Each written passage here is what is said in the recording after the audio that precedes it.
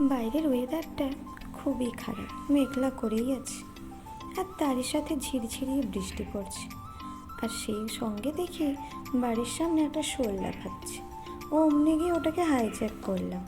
তারপরেই মায়ের কাছে এসে আবদার করলাম মাছ কালিয়া খাবো। যেমনি বলা তেমনি কাজ। তারপর মাও মাছটাকে কেটে ধুয়ে রান্না করতে বসে পড়ল। তাহলে দেখি কীরকম রান্না করছে মা। ওই যে কড়াইতে দেখি তেল দিয়ে মাছটাকে ভাজতে শুরু করে নিল।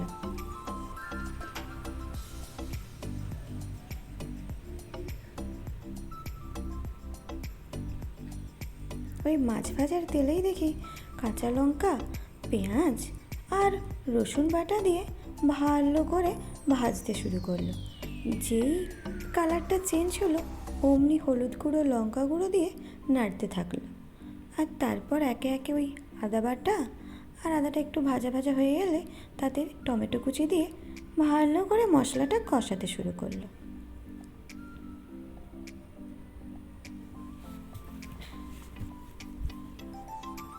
যেই মশলা থেকে তেলটা ছেড়েছে অমনি মা মাছগুলো দিয়ে ভালো করে নাড়তে শুরু করলো।